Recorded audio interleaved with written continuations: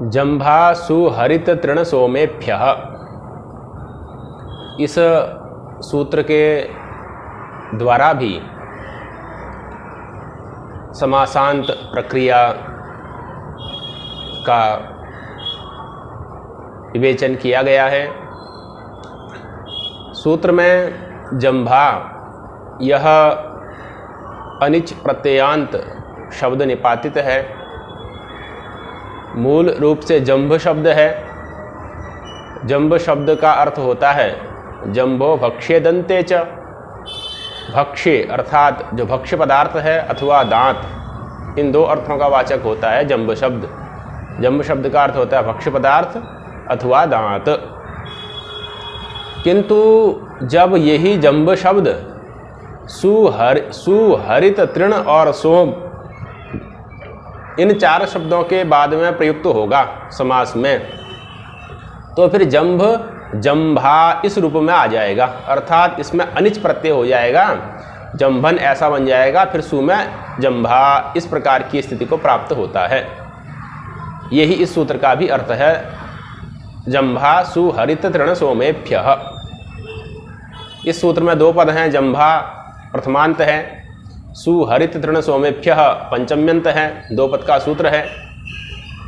अर्थात अर्थ क्या हुआ, सुहरित तृण सोमेभ्यः, सुहरित तृण और सोम इनके बाद में यदि जंभ शब्द आ जाए तो वह जंभा इस रूप को प्राप्त हो जाता है, अर्थात उसमें समासांत अनिच प्रत्यय हो जाता है। तब जाकर के सुजंभा, हरित जंभा, तृण जंभा, पतित जंभा, सोम जंभा इत्यादि रूप निष्पन्न होते हैं। इसी को मूल में आचार्य दीक्षित जी लिख रहे हैं, जंभा इति कृत समासांतम निपात्यते। अर्थात सूत्र में जो जंभा शब्द है वह कृत समासांत निपातित है। कृत समासांत अर्थात समासांत अनिच प्रत्यय लगने के बाद उसका निपातन किया गया है। सिद्ध प्रक्रिया से निर्देशो निपातनम। जंभा शब्द सूत्र में आचार्य जी ने पढ़ा है, तो उसमें जैसी प्रक्रिया करके वो उस रूप को प्राप्त हो सकता है वैसी प्रक्रिया की कल्पना कर लेनी है, और वैसी प्रक्रिया क्या है तो उसमें समासांत अनिच प्रत्यय कर लेना है। यह इस सूत्र का तात्पर्य हुआ, यह सूत्र का अर्थ हुआ। आगे लिखते हैं, जंभो भक्ष्य दंते च। जंभ शब्द का अर्थ क्या है, तो लिखा भक्ष्य दंते च, भक्ष्य पदार्थ और दंत दांत, यह दो अर्थ जंभ शब्द के होते हैं। अब उदाहरण देते हैं, शोभनो जंभ अस्य सुजंभा। शोभन जंभ अस्य यस्य लौकी विग्रह हो गया, और सुजंभ सु इस प्रकार से अलौकिक विग्रह हो गया। इस अलौकिक विग्रह में अनेक मन्य पदार्थ सूत्र से समास हो जाएगा। समास पर प्रातिपदिक संज्ञा शुभ लोग होकर के सुजंभ ऐसी स्थिति बनेगी। सु के बाद जंभ शब्द आ गया, उसको समासांत अनिच प्रत्यय होकर के जंभा जंभन बनेगा। सु के बाद में जंभ आने से जंभ जंभन के रूप में आ जाएगा अनिच प्रत्यय लगने से, और उसके बाद उसको सु में सुजंभा इस प्रकार का रूप निष्पन्न हो जाता है। तो अच्छे दांत वाला जो व्यक्ति होगा उसको कहेंगे सुजंभा। इस प्रकार से सु के बाद में जंभ शब्द का उदाहरण हुआ सुजंभा। अग्रिम उदाहरण देते हैं, हरित जंभा। हरितः जंभः यस्य, पीले दांत वाला इत्यादि अर्थ कर सकते हैं। हरित सु जंभ सु अलौकिक विग्रह में समास हो जाएगा, प्रातिपदिक संज्ञा शुभ लोग होकर हरित जंभ बनेगा। हरित के बाद जंभा आ गया तो जंभा के रूप में आ जाएगा निष्प्रत्यांत होने से, तो हरित जंभा इस प्रकार का रूप निष्पन्न हो जाता है। अग्रिम उदाहरण देते हैं, तृणम भक्षम यस्य, तृणमेव दंता यस्य इति वा तृणजंभा। तृण ही है भक्ष्य जिसका, तृण को ही जो खाता है, अथवा तृणम इव दंता यस्य, तिनके के समान है दांत जिसके, उसको कहेंगे तृणजंभा। तो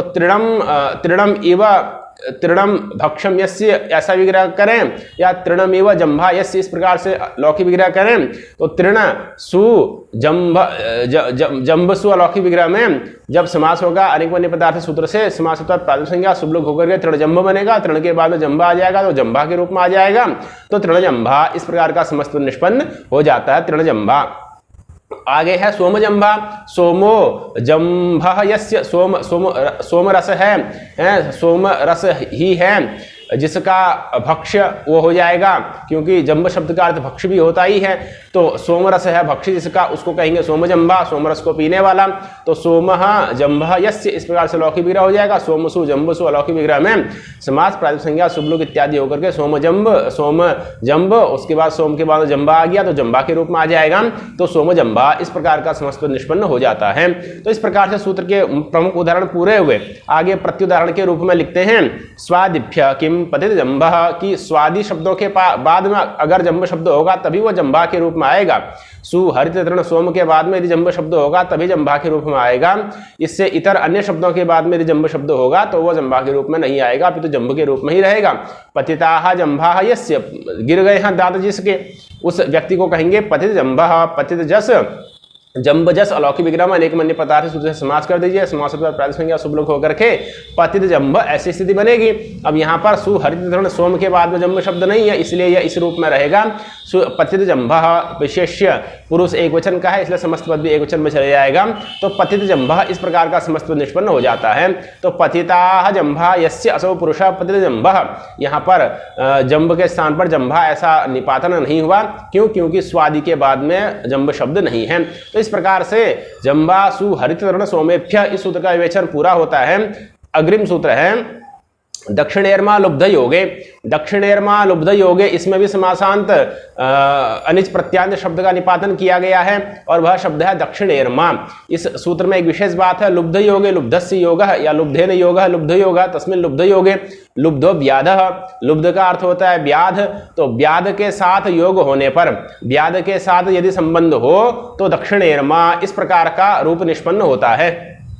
इसका तात्पर्य यही ही है कि एक ऐसा हिरन, ऐसा मृग जिसको जंगल में व्याध ने अपने बाण से जिसके दाहिने हिस्से में ईर्म कर दिया है, व्रण कर दिया है, घाव कर दिया है, किसी व्याध ने जंगल में किसी मृग के दाहिने हिस्से में बाण इत्यादि मारा, उससे उसके दाहिने हिस्से में घाव हो गया, तो अब जो मृग है उसका लुब्ध के साथ योग हो गया, इसीलिए उस मृग को जिसके दाहिने हाथ भाग में व्रण किया गया है, घाव किया गया है, ईर्म किया गया है, उसको कहा जाएगा दक्षिणेर्मा। तो ऐसी स्थिति में ईर्म के स्थान पर ईर्मन ऐसा अनिच प्रत्यांत रूप आ जाएगा और उसके सु में दक्षिणेर्मा इस प्रकार का रूप निष्पन्न हो जाता है उस दक्षिणेर्मा लुब्ध योगे। तो दक्षिणेर्मा लुब्ध योगे सूत्र का अर्थ लिखते हैं दक्षिणे ईर्मम व्रणम यस्य दक्षिणेर्मा मृगः। दक्षिणे ईर्मम, दक्षिण में, दक्षिण भाग में, ईर्मम, ईर्मम अर्थात व्रणम घाव है जिसका ऐसे मृग को कहेंगे दक्षिणेर्मा। दक्षिणे ईर्मम व्रणम यस्य अलौकिक विग्रह हो जाएगा दक्षिणी और ईर्म सु, इस प्रकार से अलौकिक विग्रह में व्यधिकरण बहुब्रीहि समास है। इसी सूत्र में निपातनात् दक्षिणेर्मा का पाठ किया गया है, इसलिए व्यधिकरण बहुब्रीहि समास भी यहाँ पर हो जाएगा और दक्षिणेर्मा में अनिच के बिना दक्षिणेर्मा बनेगा नहीं, इसलिए समासांत अनिच का निपातन भी हो जाएगा। तो दक्षिण ङी ईर्म सु इस अलौकिक विग्रह में अनेक बन्य पदार्थ सूत्र से समास प्रातिपदिक संज्ञा शुभ लोग गुण होकर के दक्षिणेर्मा ऐसा बनेगा। अब लुब्ध के साथ योग है, उस मृग को हम कह रहे हैं जिस मृग के दाहिने हिस्से में व्याध ने तीर मार करके घाव कर दिया है, तो उसमें अनिच का भी निपातन हो जाएगा, ईर्म का ईर्मन बन जाएगा, सु में ईर्मा, तो दक्षिणेर्मा इस प्रकार का रूप निष्पन्न हो जाता है। तो दक्षिणेर्मा लुब्ध योगे इस सूत्र का उदाहरण हुआ दक्षिणेर्मा मृगः व्याधेन कृतव्रण इत्यर्थः। दक्षिणेर्मा मृगः का तात्पर्य क्या हुआ? तो लिखते हैं व्याधेन कृतव्रण इत्यर्थः, व्याध के द्वारा जिसमें व्रण कर दिया गया है, जिसमें घाव कर दिया गया है, उस मृग को कहते हैं दक्षिणेर्मा मृगः। इस प्रकार से इस सूत्र का विवेचन भी पूरा होता है। अग्रिम सूत्र है इच कर्म व्यतिहारे। इच कर्म व्यतिहारे सूत्र के द्वारा समासांत इच प्रत्यय का विधान किया गया है।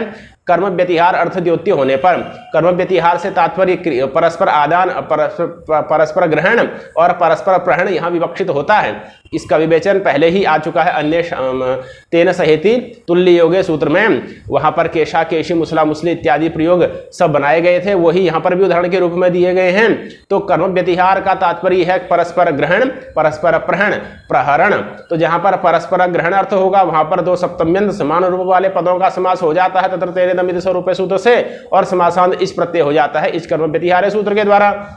इसी प्रकार से जहां पर परस्पर प्रहरण अर्थ होता है वहां पर भी दो तृतीयांतों का समान रूप वाले तृतीयांतों का समास हो जाता है तत्र तेन दमित स्वरूपे सूत्र के द्वारा, और फिर उसमें भी समासांत इच प्रत्यय कर दिया जाता है इस सूत्र के द्वारा। तो उदाहरण तो पूर्ववत ही है, कर्म व्यतिहार यो बहुब्रीहि तस्मात् इत् स्यात् समासान्तः, वही अर्थ भी है। कर्म व्यतिहार अर्थ द्योत्य होने पर, परस्पर ग्रहण परस्पर प्रहरण अर्थ द्योत्य होने पर इस अर्थ में जो बहुब्रीहि समास हो रहा है उससे इच स्यात्, उससे समास समासांत इच प्रत्यय हो जाता है समासांत, और समासांत होता ही है, समासांता का अधिकार आ ही रहा है। उदाहरण देते हैं केशा केशी, केशेषु केशेषु गृहीत्वा इदं युद्धं प्रवृत्तम। इस लौकिक विग्रह में केशसुप केशसुप इस लौकिक विग्रह में तत्र तेरे दमिति स्वरूप सूत्र से समास प्रातिसंज्ञा शुभलोग केश केश बनेगा, और फिर इस समासांत इस प्रत्यय कर दीजिए केश केश ई के पर में होने पर केश की भसंज्ञा अकार का लोप वर्ण सम्मेलन केश केशी अन्येषा विदृश्यते सूत्र के द्वारा पूर्व में जो केश है उसके आकार को दीर्घ होकर के केशा केशी। इच प्रत्यय का पाठ चूंकि तिष्ठत गु प्रवृत्ति गण में है, इसलिए समस्त पद अव्ययभाव समस्त पद अब में अव्ययभाव समास मान करके इसको अव्यय मान लिया जाता है, इसीलिए केशा केशी इसमें विभक्ति का लुक होकर के केशा केशी इसी प्रकार की स्थिति बनती है। इसी प्रकार से मुसला मुसलिम मुसलेन मुसलेन इदम युद्धम प्रवृत्तम इत्यादि लौकिक विग्रह हो जाएगा। मुसलटा इस प्रकार से लौकिक विग्रह में तत्र तेन दमित स्वरूप सूत्र से समास हो जाएगा, प्रातिपदिक संज्ञा शुभ लोग होकर मुसल मुसल बन गया, समासन इच हो जाएगा, अन्य प्रक्रिया होकर के पूर्व पद को दीर्घ होकर के मुसला मुसली इस प्रकार का रूप निष्पन्न हो जाता है। तो सूत्र समास इत्यादि तो पहले ही कर दिया गया था, केवल समासान इस प्रत्यय इससे होता है, इसको दिखाने के लिए यहाँ पर सूत्र का पाठ इस कर्म व्यतिहार्य सूत्र का पाठ किया गया है। तो इस प्रकार से केशा केसी मुसला मुसली यह दो रूप निष्पन्न होते हैं। अग्रिम सूत्र है द्विदंड्यादिभ्यश्च। अब कुछ शब्द ऐसे हैं जिनमें भी समासांत इच प्रत्यय अभिष्ट है, उसका उन्हीं का संग्रह करने के लिए इस सूत्र का प्रणयन किया गया है। यद्यपि यहाँ पर भी व्यधिकरण बहुब्रीहि है, यहाँ पर भी समान रूप वाले पद नहीं मिलेंगे और कर्म व्यतिहार अर्थ भी यहाँ पर नहीं है। कर्म व्यतिहार के अभाव में और असरूपता में भी समास हो जाए, समासांत इच प्रत्यय हो जाए, इसी के लिए द्विदंड्यादिभ्यश्च इस सूत्र का प्रारंभ किया गया है। द्विदंड्यादिभ्यः च दो पद का सूत्र है। द्विदंड्यादिभ्यः यह चतुर्थी व्यक्ति बहुवचन का रूप है। यद्यपि पंचमी व्यक्ति बहुवचन में भी द्विदंड्यादिभ्यः यही रूप बनेगा, किंतु यहाँ पर पंचमी का रूप नहीं मानना है। क्यों? क्योंकि द्विदंड्यादि गण में प्राय सभी शब्द इकारांत ही हैं। यदि द्विदंड्यादिभ्यः पंचमी व्यक्ति मानेंगे तो द्विदंडी आदि जो इकारांत शब्द हैं उनसे पर में इच प्रत्यय होगा, तो जो और इच लगने के बाद भी वो इकारांत ही रहेगा, तो इकारांत से फिर इच करके उसको इकारांत बनाने का कोई फल नहीं है। इसीलिए यहाँ पर पंचमी व्यक्ति न होकर के चतुर्थी व्यक्ति मानी गई है। इसीलिए उसमें वृत्ति में लिखा गया है तादर्थ्य चतुर्थ्येषा, कि यहाँ पर तादर्थ्य में चतुर्थी व्यक्ति हो गई है। तादर्थ्य चतुर्थी वाच्य इस वार्तिक के द्वारा चतुर्थी व्यक्ति तादर्थ्य में होती ही है, तो तादर्थ्य चतुर्थी वाच्य इस वार्तिक से यहाँ पर तादर्थ्य में चतुर्थी व्यक्ति हो गई है। कहने का तात्पर्य है कि द्विदंडी आदि शब्दों की सिद्धि के लिए इस समासान इच प्रत्यय का निपातन मान लेना चाहिए, और व्यतिहारा भाव में भी असरूपता में भी समास हो जाता है इस सूत्र के ही ज्ञापन से।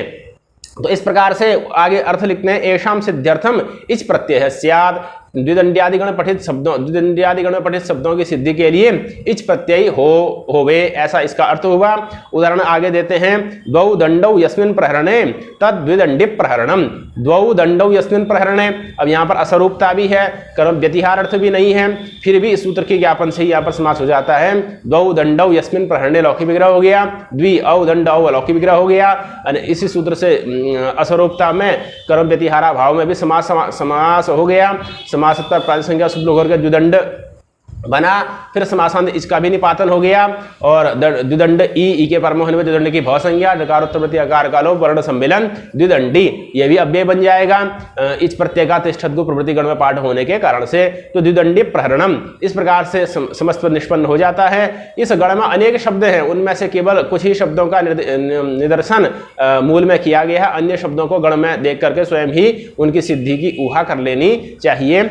अग्रिम उदाहरण है द्विमुसली द्वौ मुसलौ यस्मिन् प्रहरणे, इस प्रकार से लौकिक विग्रह हो जाएगा। द्वि औ मुसल औ अलौकिक विग्रह में इसी सूत्र से समास प्रातिपदिक संज्ञा शुभ लोग होकर के द्विमुसल बन जाएगा, उसके बाद समासन इच हो जाएगा, अन्य प्रक्रिया पूर्ववत होकर के द्विमुसली इस प्रकार का समस्त निष्पन्न हो जाता है। उभा हस्ति उभौ हस्तौ यस्मिन् प्रहरणे, इस प्रकार से लौकिक विग्रह हो जाएगा। उभ औ हस्त औ अलौकिक विग्रह में समास इसी सूत्र से हो गए, प्रातिपदिक संज्ञा शुभ लोग होकर के उभ हस्त ई अन्य प्रक्रिया पूर्ववत हो जाएगी। भवसंज्ञा इकारलोप वर्ण सम्मेलन उभ हस्ति अन्येषां दृश्यते से पूर्व पद को दीर्घ कर दीजिए, उभा हस्ति। इस प्रकार से यहाँ पर पूर्व पद को दीर्घ का भी निपातन हो जाएगा, तो उभा हस्ति इस प्रकार का रूप निष्पन्न हो जाता है। इसी प्रकार से अग्रिम उदाहरण है उभय हस्ति उभौ हस्तौ यस्मिन् प्रहरणे। इस लौकिक विग्रह में उभौ हस्तौ, इस लौकिक विग्रह में लौकिक विग्रह दोनों का एक ही है, उभा हस्ति और उभया हस्ति का। अंतर दोनों में यह है कि उभया हस्ति में एच का भी निपातन हो जाता है, तो एच का निपातन भी यहाँ पर हो जाएगा, उभ हस्ति बनेगा, एच हो जाएगा, उभय हस्ति बन जाएगा, अन्येषां दृश्यते पूर्व पद को दीर्घ हो जाएगा, उभया हस्त ई वह संज्ञा वर्ण सम्मेलन उभया हस्ति। इस प्रकार का रूप निष्पन्न हो जाता है। तो यहाँ पर एक निपातन विशेष हुआ है, एच का निपातन भी यहाँ पर किया गया है। तो इस प्रकार से इस सूत्र के उदाहरण हुए द्विदंडी, द्विमुशली, उभा हस्ति, उभया हस्ति, या भिन्न भिन्न प्रकार के उदाहरण इसके निष्पन्न हो जाते हैं द्विदंडियादिभ्यश्च सूत्र के। तो इस सूत्र का विवेचन भी पूरा हुआ। इसी क्रम में अभी कुछ सूत्र और अवशिष्ट हैं जिनका विवेचन अग्रिम पाठ में किया जाएगा।